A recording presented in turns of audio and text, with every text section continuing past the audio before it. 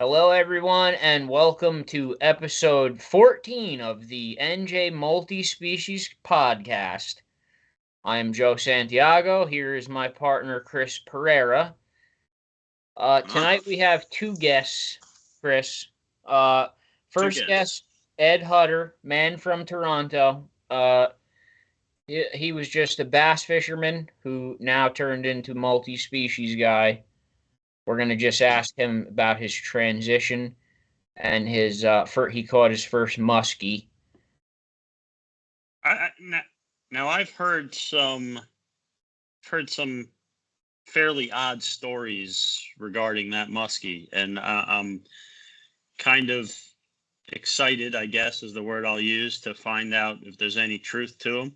You will find out. And then, but after him is Chase, who we were supposed to have on, but we didn't have on because he had kids screaming in the background. No, I think that was your fault. I think you had to change the date, and he couldn't do it. Maybe, whatever. Okay, so we'll go right into it. I'm gonna bring Ed Hutter, the man from Toronto, as I call him, on. Ed, how are you? Welcome to NJ Multi-Species Podcast. Thanks, Joe. Thanks, Chris. Thanks for having me. So, Ed, I'm getting right into I it. didn't. Joe made me have you on. I didn't agree to this. Most bass fishermen, as I see them, are very one-dimensional tunnel vision, like they're trapped in a vacuum. Uh, you're one of those people that have now come out of the vacuum, and you're just blown away by what you've actually been missing your entire life. You want to just like touch on it? Absolutely, absolutely. Well, when I first started fishing at a very young age, we used to go up to Lake Lanier Cabins up in New York State, where it was a big deal because I didn't have a boat at the time. Neither did my dad, and there were rowboats on this lake. There were a lot of bass, a lot of perch, but I always focused on bass because I kept watching it on cable. When ESPN used to have all the Bassmaster shows, and then it was TNN on Sunday nights and whatnot. And that's all that they really had. I mean, you had in fisherman television. They started a whole thing on catch and release, sustain, yield, and everything else. But I never paid attention to walleye or hybrids. It was always bass, and then of course pickerel came into it because they kind of share the same type of structure in lakes, weeds, fallen trees, lily pads, and stuff like that. Um, So now so you finally take the pill and you get sucked out of the matrix that you were trapped in. right. You come out into this world of just all this other shit you could have been doing in New Jersey, and you're just blown away now. Yeah, the thing with it is, I don't think I was just introduced, I guess, to the right people. I mean, most of the things that I saw and learned, it was all self-taught. Uh, I had one guy who I think I was in fifth and sixth grade, spent a week at the summer house in Lake Owasso. His father had a bass boat, and that just like completely changed everything. But it was always bass. I mean, I knew stripers were in the ocean. I didn't know anything about hybrids until I moved to the Hopatcong area. Uh, I never really targeted uh, walleye or crappie. They did it a lot in college. A lot of those guys got them through the ice along with perch, and then they would get them, ice out. And I never thought that they could actually taste so good, uh, and the challenge behind it. Uh,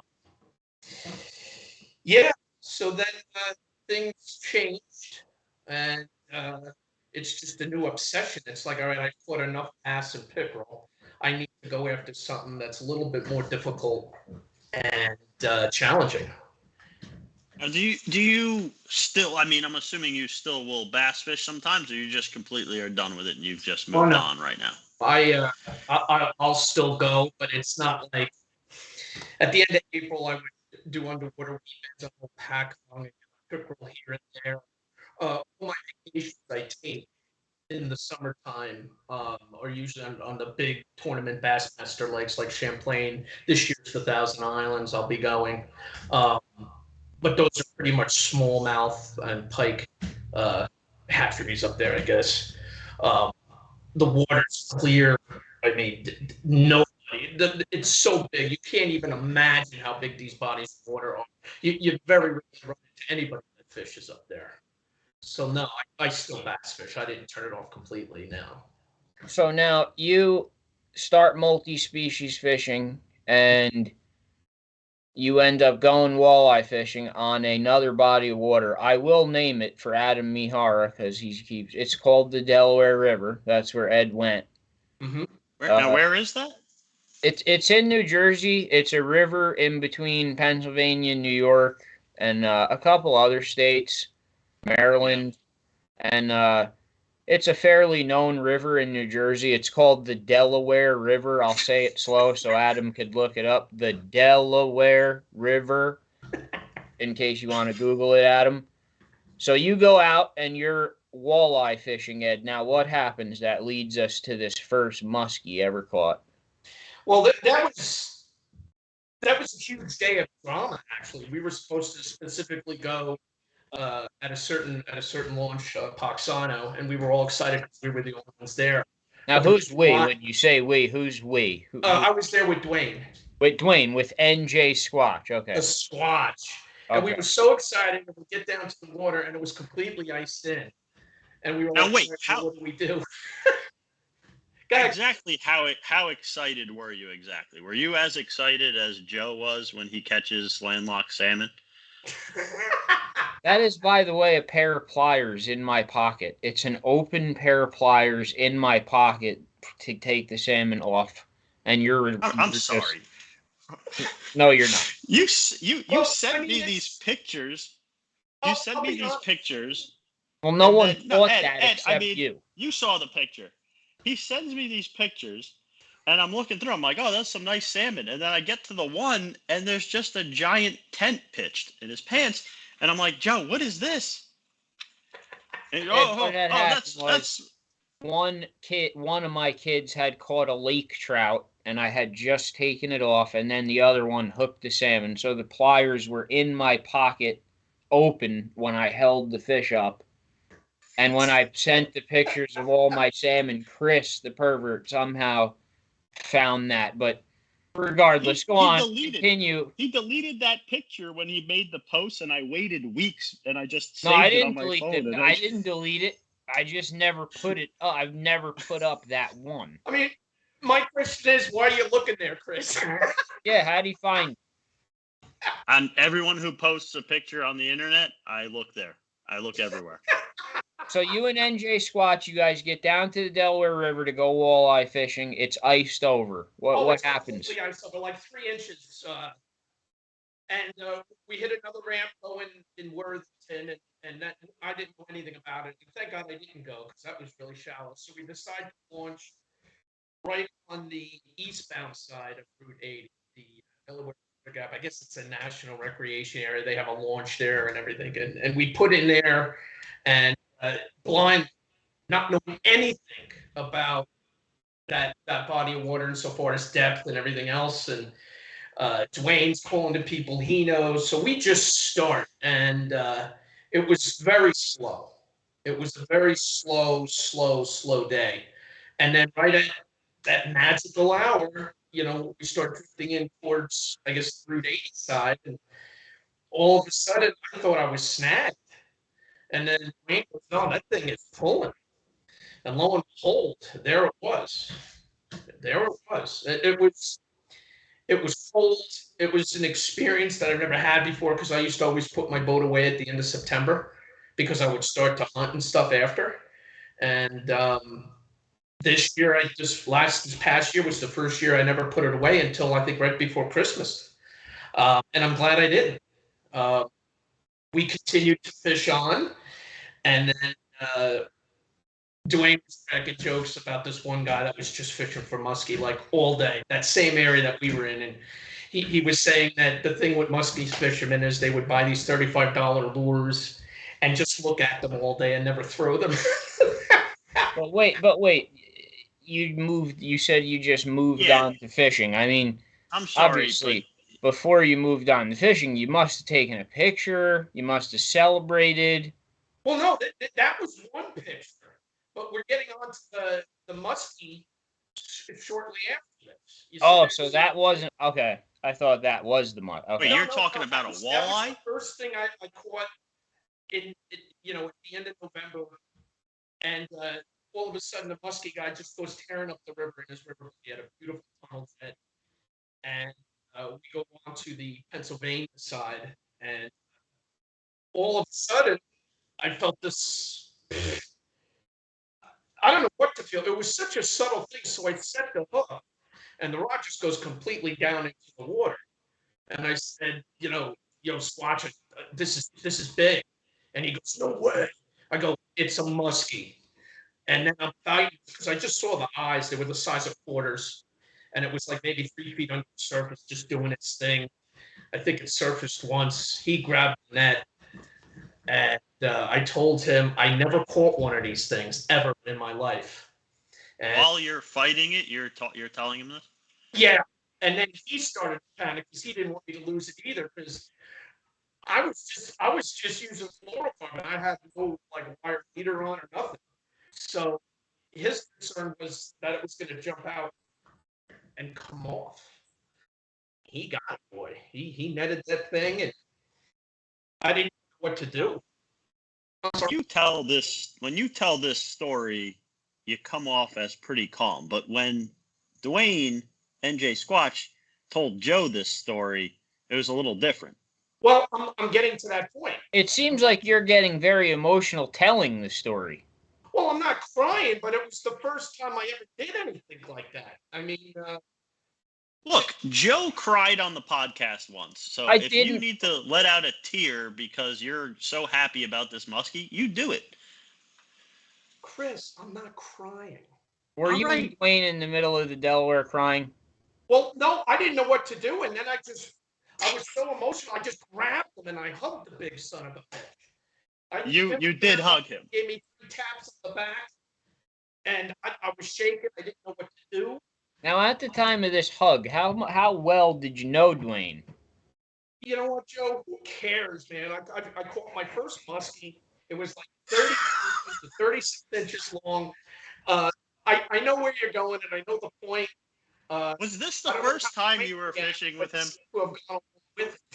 I'm very happy about the first muskie, but I'm also just obsessed with this one boat in the middle of the Delaware by itself with you and Dwayne just sweetly embracing each other. Like, that's the part I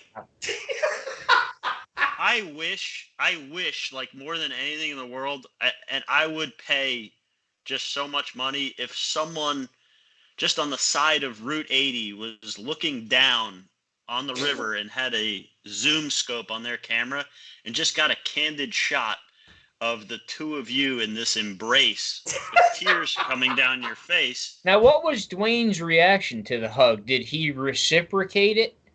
No, he put his arm on me, maybe gave me 1 or 2 taps. Oh, so so you're saying Dwayne's arm went around you too? Yeah. Wow. Yes. Okay, so one or two? But I didn't know what to do because did he go around? Yeah, Chris is right. laying on the floor in the boat. Did he go one arm or 2 pictures. This was after the walleye. We took pictures of this thing. Yeah. Your picture was in the contest. It almost won. It was in like 3rd place, I think. Right. So, but when now you grab onto Dwayne, what is he hugs you back with 2 arms or just one? No, he in the right hand. In one hand, he had his fishing rod, and then the other one, I think he gave me 2 taps on the back, and we measured it. He took a picture, and then he said, "All right, now throw it back." And I took it and I threw it in like a torpedo, and it just took off right back down, alive and well. And then I was just shaking. I was with just emotion. I didn't know what to do. And then he was like, "Don't change the thing. Leave whatever you had on. Don't change the thing." I said, and I'm shaking. I go, "I gotta call my mom." He didn't. I did. He didn't want you to change the leader or anything. And Dwayne's like, "I got first." So I had the pictures, and I called my mom. I was on such an emotional high, and I think that's what changed it. I think that's what changed it. It started I remember all this stuff started going for crappie once in the spring, and everything I learned was temperature, and then it just kind of graduated onto other things. And I feel I have all this time to catch up, getting all these fish that I never thought would be such fun to catch. The challenge, the time of day, the water temperature, the whole Megillah. All right, Ed. One last question before we bring Chase on. Okay. We're pretty much out of time here. Yeah, we're pretty much out of time. What What do you got? what do you think your next target species will be that you haven't gone after for but you plan to? Gee, I don't even know, Joe. I don't even know, because anytime I catch a nice fish, it's nice to have somebody there. Because I mean, Joe, I got that multi-species skillful angler walleye before Joe Bergen beat me. With Before Joe Scott Bergen and beat Lisa. me. And I hugged you, Joe. Just for a side note, not when Joe Bergen beat you. When Joe Bergen beat you and everyone else, because he beat all of us. Well, I had it for about a week. I had the leaderboard for about a week. And then I had Scott. The only one I didn't hug was Lori, but she was up in the bow cast. But I don't know. It's just an emotional high. I guess my next fish, I don't know, Joe. What do you think? All right, so you get emotional and start hugging people. Right. That's your automatic response to it. Right. It's a big deal, Joe. It is. For me. The hugging shit's quite funny though. I've caught many big fish, and I don't know. I can't say it because I do think when we flopped that giant lake trout onto the boat in that tournament, I think we all massed into a huddle of manly love. Did we, Chris? Yeah, I think. You know what? I can't remember for sure, but I can tell you when I was fishing with Matt Loisel, when we were fishing for stripers, and he had not yet, over the last couple of years that he's been trolling for stripers, the big stripers, he had not at that point caught one 50 inches or bigger, and the one fish that we got in was 53, and there was definitely some kind of hugging, punching thing that happened, and it's just it was some kind of chest bump, hug, chest punch. Yeah. All right. So in honor of, and his lady was there too, and Colleen, I think she thought we were weirdos, but we did it anyway, and it lasted for probably 15. It was probably 15 seconds of us half hugging, half punching each other. It was weird. All right. Well, we're out of time. We're all right. Cool. We're out of time for Ed in honor of Pride Month, because it is Pride Month. Chris and Ed, and they're all sharing their gay experiences they've had with each other during fishing. Ed, it's been an honor to have you on. Hopefully, of course, we'll have you back soon. All right, cool, guys. Thanks. Congratulations on the muskie. Hope you catch another one. All right. Thanks, guys. Thank you. Thank you for the stories. All right. No problem, guys. Take care, Ed. All right. All right. So our next guest is a 23-year-old multi-species angler that his name is Chase Grossman. He does a lot of fishing that me and Chris do not do, especially on the Delaware River, including shad fishing and flathead fishing. I believe he knows Dave Awe, correct, Chase? We've spoken a few times. We know some people from fishing the river. I met him once or twice at the shad contest, so we know each other. We speak on a fairly regular basis. So he says he taught you everything you know, and you'd be nothing but a piece of shit without him. Basically. I wish I could say that. I'd love to fish with Dave, but no, I've never fished with him once. Yeah, we're trying to pin Dave down, too. He's not that easy to get. He's got a long list of guys wanting to fish with him, and for good reason. He's a very good flathead fisherman, one of the better ones in this area. All right. Yeah, like Yeah, like Joe just said, I don't know about Joe, but I have fished for flathead catfish before, only a couple times in New Jersey and a couple times right over the border into Pennsylvania, but it just, I mean, not that often, and I couldn't even begin to tell you, how to go about it in any other way other than what I did those couple of times. Yeah, it's a completely different type of fishery. Whereas if you're fishing for channel catfish, you want the livers, the smell, stuff like that. Whereas if you're fishing for flatheads, 80% of the time or more, they're going to eat live bait and that's it.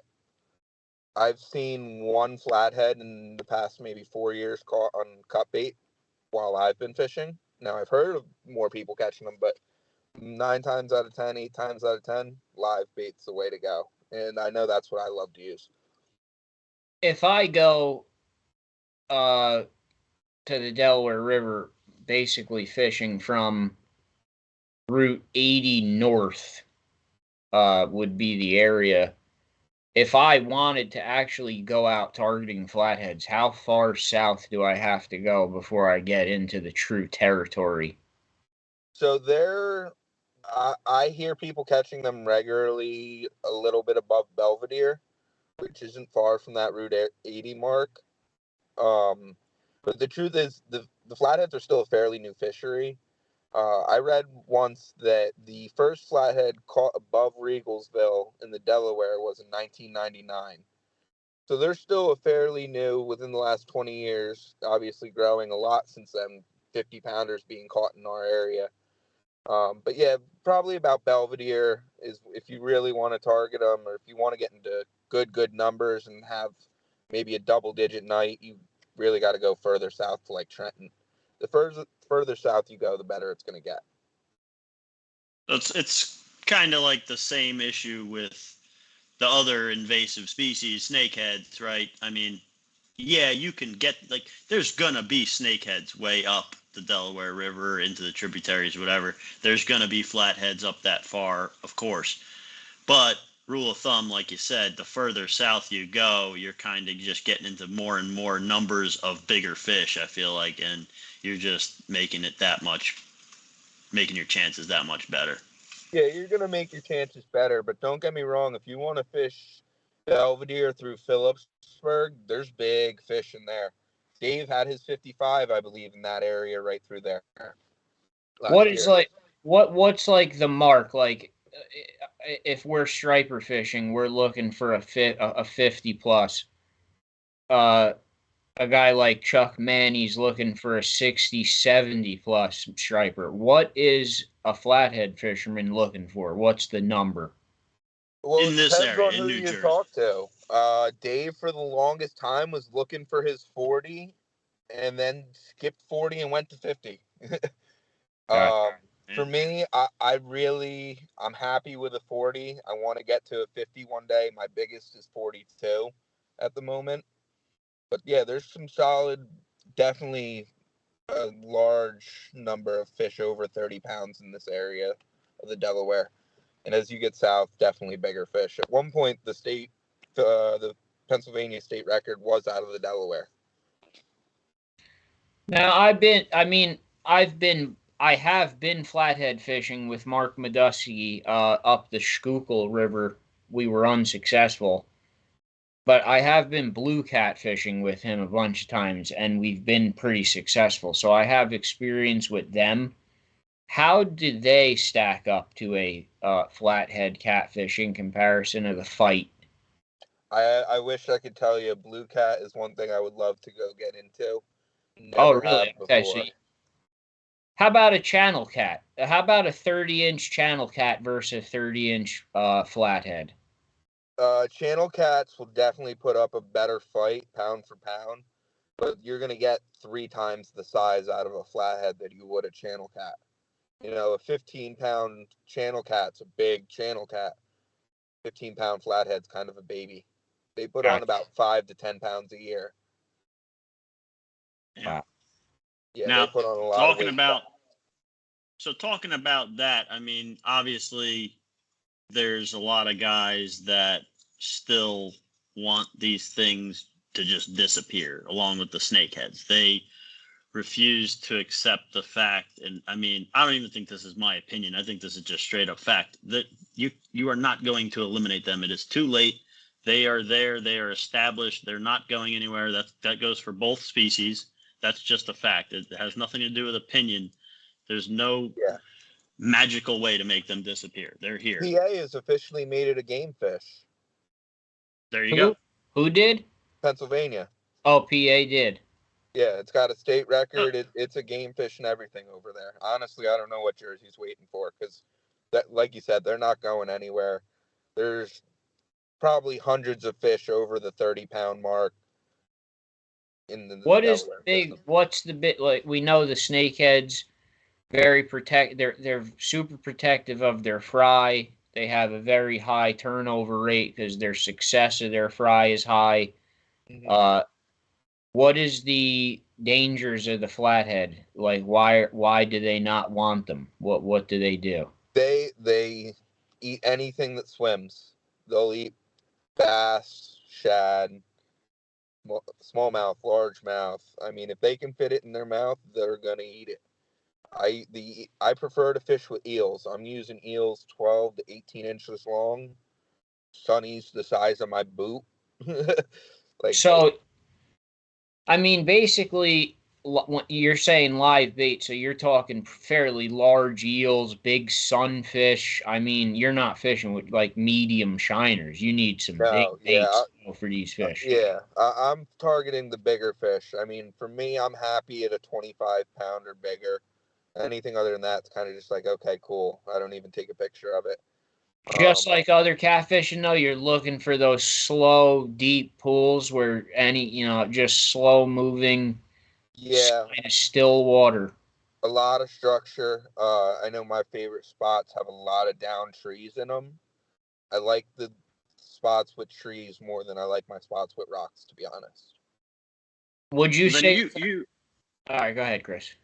Sorry, you got to be using some pretty hefty gear then, I'm assuming, if you're dealing with a lot of structure and you're hoping to catch a 40 to 50-pound fish. Yeah, so I got a couple rods where they're nice and light and I can have some real fun. But if I hook into a big fish on one of those rods, it's going to spool me. My preferred rod, I run a 7.6 medium light or a medium heavy with either 4,000 or 5,000 series reel with probably 60 to 70-pound braid with a 50-pound mono leader. And most of this now is done in the dark? It's not worth even fishing during the day? I try to get out there at about 7:30. I try to get out there for like an last hour and a half of light. I have caught them in the light, and I know there's some guys like in the Susquehanna where this fish is so plentiful that they only fish during the day. Oh, really? Yeah. So this is a fairly high turnover success rate fishing. Like, this isn't the type of fishing you go and get skunked a lot. Like, the success rate's fairly high at this. No. Oh, it's not. I spent my first 4 months, I probably caught 2 fish my first 4 months trying to get into this fishery and finding decent spots. And there's a big learning curve because a lot of people come into this fishery kind of assuming it's similar to a channel cat. They want the smelliest bait possible and stuff like that. I know I did that for the first month. And then I really learned, the live bait is what gets it going. And when you're doing that, you're catching channel catfish and you're just, it's just a chance thing. Like, the next fish might be a flathead. Maybe there's not. I'm still new to it, so I'm going, I know this is an invasive species. Maybe they're just not up this far yet. Maybe I got to go further south. And I'm having the same results no matter how far south I'm going, what the hell? And then finally I did some reading, did some more research into it, and I'll go, okay, that's why I'm only getting channels. Now, this is the type of thing now also, if I went to do this, I'm bringing 3 poles and I'm setting 3 rods out and I'm just sitting them on the sticks, kind of like carp fishing, and I'm waiting, or... Yeah, I like to check my rods or move them every 30 to 45 minutes. Now, I know guys who are on a boat, if they can, they'll move spots every 30 minutes if they're not catching. It's a lot easier when you're on a jet boat that can cover a lot of ground and it's also a lot easier to put higher numbers on the boat. You know what I mean?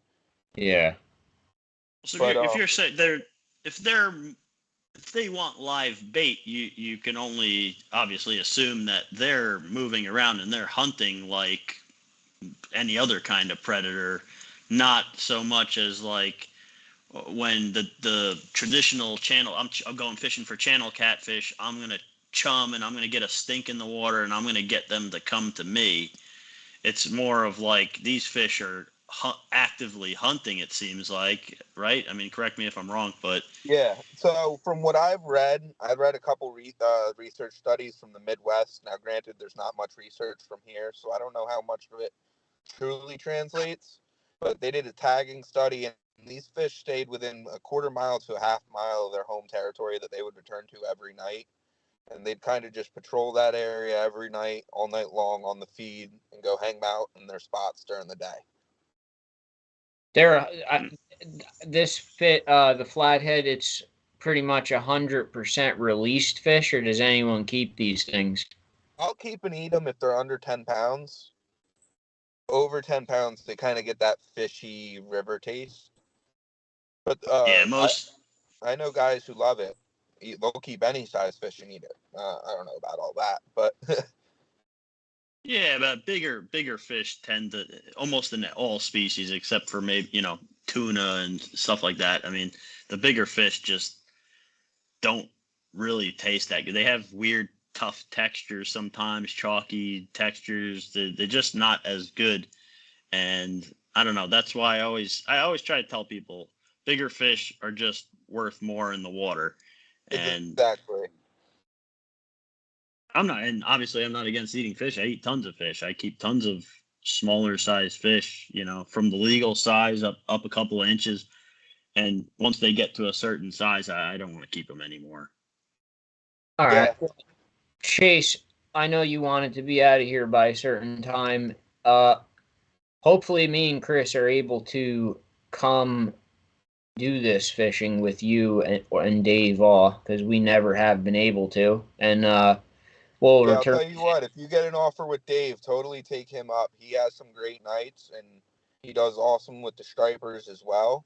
But I can totally get you guys out on land with me sometime. I got a couple cool spots, and we can definitely get you guys on some fish. That'd be awesome, man. I appreciate you coming on here and giving us your time. And seriously, yeah, I hope we can put something together. What's the best month?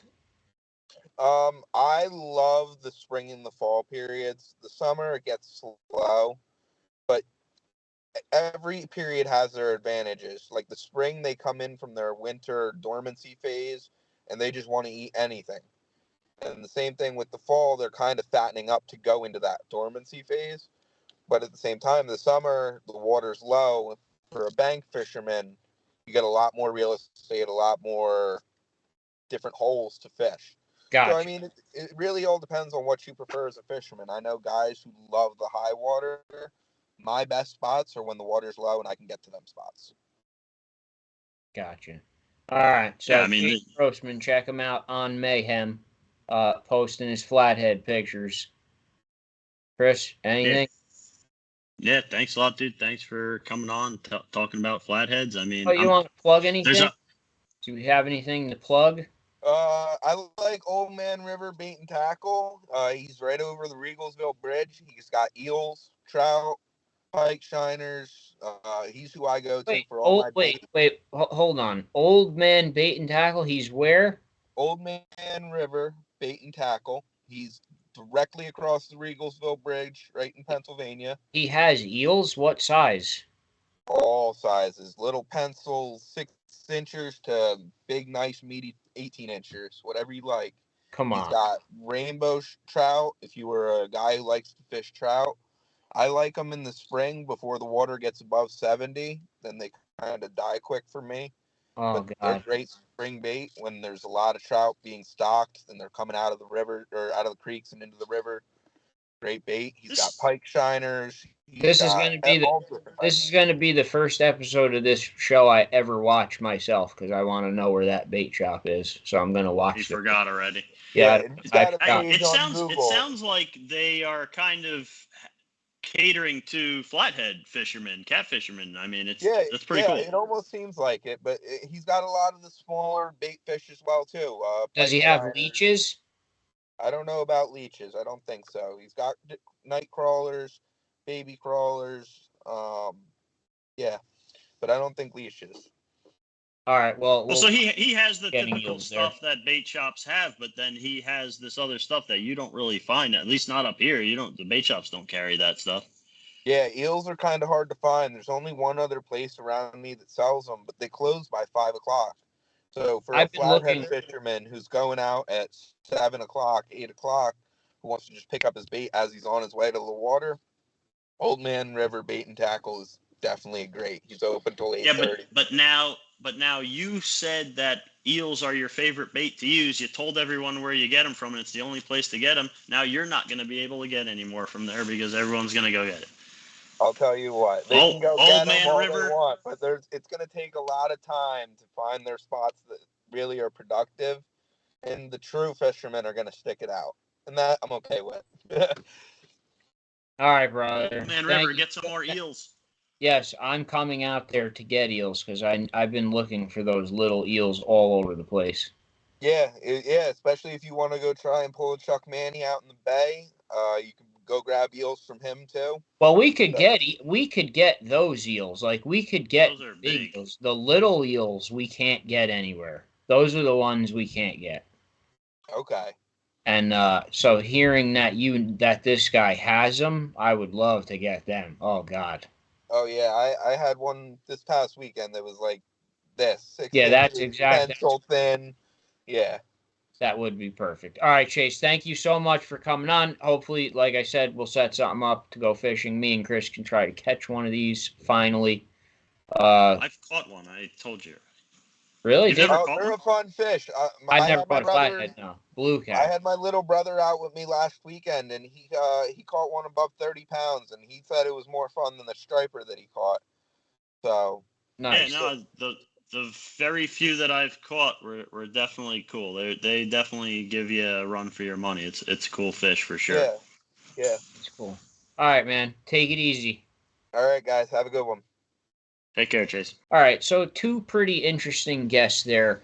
We're trying to switch everything up to keep it interesting and different. And like we said, we don't have to have professional fishermen on every week. We can have just normal recreational fishermen that know what they're doing, which is basically all we are. So it is cool to just talk to normal guys. No, I mean, and what? I mean, even the guys that come on that own businesses, right? Like, or Kevin Cool comes on. He's working for Lake Apache Guide Services, working for Aaron Graybill. I mean, he's still just a regular angler, New Jersey angler. Like he just turned it into a way to make money. I mean, Chuck Manny. I mean, probably one of the best striper fishermen around, right? Still just another regular New Jersey angler. Guy goes out and fishes for sunnies and bass. When he's got an hour to fish, drives down to the river down the street, goes fish. Like, these just regular guys, right? I mean, all right. Well, real quick for what we did, I went sea bass fishing Saturday with John. We had an awesome day, awesome time. Probably caught somewhere about 80 fish, got our limit, about a 4-to-1 keeper ratio. Lot of shorts around. 2 times John brought 2 keepers up at once, so the keepers were kind of like in little packs like that. But we had a really good day. We had a lot of fun, and the sea bass fishing was good, and it was great to do something different. Chris, I think you did a lot, didn't you? Yeah, me and a couple of guys. So we were supposed to have my buddy Artie was supposed to have. We were supposed to have his memorial trip out on Captain Ron's Fisherman. Had some unavoidable events on his family side over there, so they had to kind of cancel the whole memorial aspect of it. But me and a couple of boys still wanted to go, so we kind of just I called Captain Ron. I told him the situation. I said we're still going to come down, about 5 of us, and we'll just fish in his memory, and we'll do the whole memorial thing a different time. And that's what we did. I mean, we saw you guys coming out. I know you guys saw big old NJ Squatch waving at you as we went by in the fisherman boat, and we fished out a little deeper in the party boat there. Obviously, the party boat, the conditions kind of had us anchored. We couldn't really drift in that party boat over there, so we were a little limited. But I think by party boat standards, we had a pretty good day too. I mean, I was whipping my jig all over the place wherever I could get it to stick, wherever I found some fish. I pulled in 8 keepers. The other guys pulled in a handful each, and we had a pretty nice haul that we split at the end there, and it was a real nice day. And then, did you fish Sunday too, or? And you only had I had the ALS walk for my cousin Sunday, but this is Thursday. This is airing, so this is the last weekend for sea bass coming up. Right. It'll end, I think, Wednesday or Tuesday, something. But this is the last weekend. You'll be able to keep 10 fish per person. And I gotta say, if you've ever thought about I want to try that sea bass fishing, that looks pretty cool. You catch a lot of fish. It's light gear, fast and furious. If you have never done it, or if you haven't done it in a while, or you want to get another trip, it is good. There's no other way to say it. It's probably the best sea bass fishing we've seen in general for quite some time, at least for this long of a period. You'll get windows of good fishing in years past, but I feel like this is just consistent. This is almost the whole season, just awesome every time out, all different spots, a little bit deeper, a little bit shallower. It's just awesome. We basically couldn't even keep a bait down without getting stripped, at least. I mean, you were getting hit. As soon as it hit the bottom, you're getting hit immediately. No, it's really insane fishing. I really highly suggest that if you're looking to get out there, like I said one more time, you haven't done it in a while, or you've never done it, you want to try it out, or here's the biggest thing. If you're a freshwater fisherman and you haven't delved into saltwater fishing and you kind of want to do it, this is what you want to do. This is almost in some ways like the pan fishing of saltwater. It's not that it's easy, but it's super accessible. It's high action. Yeah, it's a great introduction to saltwater fishing. It's a great fish. If you wanted to take kids fishing and keep them busy, sea bass is perfect for that. Right, and they are just delicious. I mean, they're one of the best, if not the best to eat. Maybe fluke is, I don't know. They're close. I pick sea bass I like it all, but. Who is the guest for next show, Chris? So next week we have our first episode guest coming back on, but for a completely different reason. We got Eddie Mackin. Okay, guys. So next week, Eddie Mackin coming on with his new guide service, Eddie Mackin's Rip and Lips fishing trips. This is big news for him. So if you have any questions for Eddie Mackin, please email them to us. And I think Eddie will have some surprises for you guys as well. And then who's the week after Eddie? Well, I have a message for Eddie. All right, see, if Eddie doesn't get me a free shirt by the recording of the next episode, I'm going to wear this during his episode. Eddie's been a complete dick to me. I'm so upset with Eddie. He's been just a complete dick. I've had it with him. That's a Laco Pack on Guide Service shirt, Ed. If you don't get me a free shirt for Eddie Mackin's Rip and Lips Guide Service, I'm going to wear a Laco Pack on Guide Service shirt on your episode. I'm wearing Laco Pack on one anyway, just because Eddie's been so. I don't even care. Who's that? In all seriousness, these guys are cool with each other. They're buddies. they split their ways for whatever reason they had. We'll talk about it on the show, but there's no like animosity or anything. It's all cool. We're all just joking around. It's all in good fun, and I'm sure Lake Apakan Guide Service is going to continue to do great like they've been doing, and Eddie Mackin Rippin' Lips Guide Service is going to do great as well. Yeah, I'm mad at Eddie. Who's after Eddie? The next guest after him. After Eddie, I believe we have the. I'm not 100% sure on the two members, but it's going to be the two of the RVTA guys. Oh, I'm not sure if they decided. Yeah, that's going to be the president of the RVTA, Mike Connery, and he's bringing on a couple people. I think he wants to make that into a kind of a roundtable discussion more than a podcast episode, so he could address all those comments about cheating and all the new things the club's going to be doing going forward. Yeah, that's pretty much the gist of it. I mean, I don't know exactly who he's going to be bringing on. I have the slot set for Mound Valley Trout Association officers, members, whatever they want to do. It's kind of going to be their episode, and that's that. Yeah, and my opinion, kidding aside on the new guide service thing, when you used to book a trip for Lake Apakan Guide Service, sometimes I guess you didn't know what guide you were going to get. And I'm sure when that first started, there was a lot of guides. And I'm pretty sure, of course, you're either probably looking to fish with Aaron Graybill or Kevin Poole or Eddie Mackin. So now you pretty much you're guaranteed to fish with either one.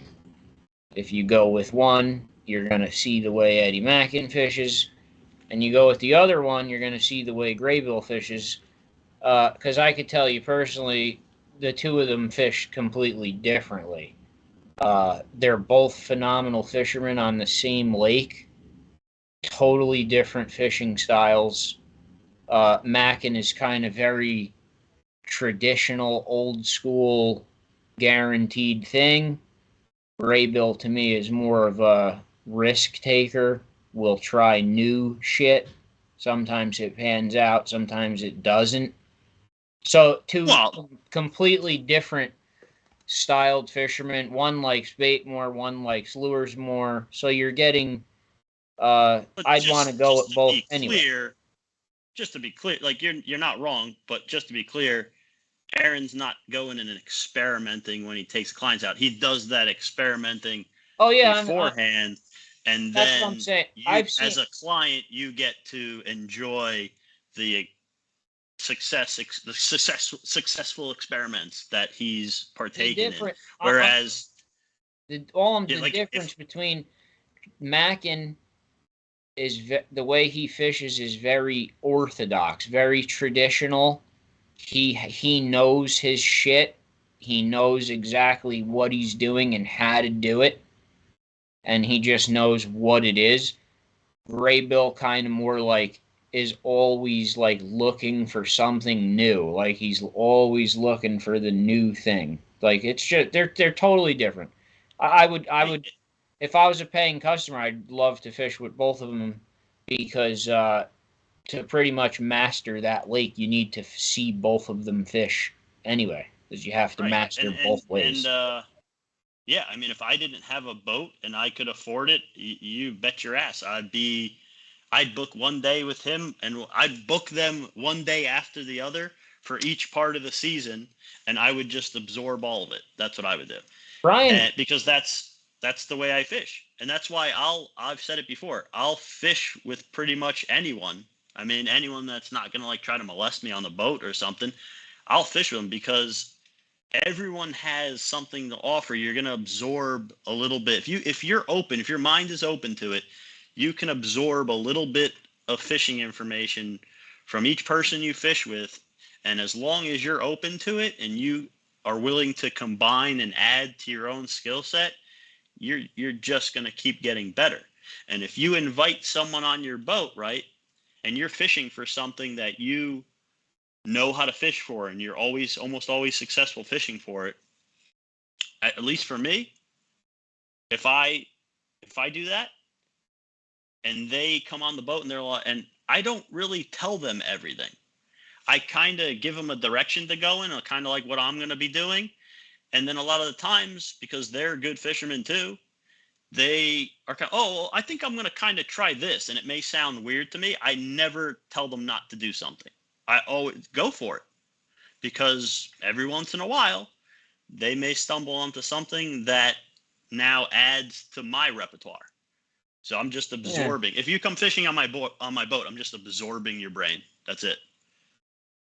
Well, like my friend Brian Kronk, he goes with them at least like once every 2 weeks. He's with Lake Pack Guide Service, then he's with Mackin Lake Pack. He goes back and forth, and he started. At this point, he knows more about fishing Lake Pacon than me, and he doesn't even have a boat, so it's paying off for him. But yeah, next week, Eddie Mackin. If you have any questions for Eddie Mackin, email them to us, please. NJMSP14-Should@gmail.com. Please hit the subscribe button on YouTube. What else, Chris? Anything? I do not have anything else to add. No, I think we're good. All right, we are good for this week. We will be back next week with Eddie Mackin. Please hit the subscribe button. Don't forget to join NJ Multi-Species Mayhem Fishing on Facebook, and we will see you next week. Take care, Eddie Mackin. You have a couple of days to get me that free shirt, buddy. Take care.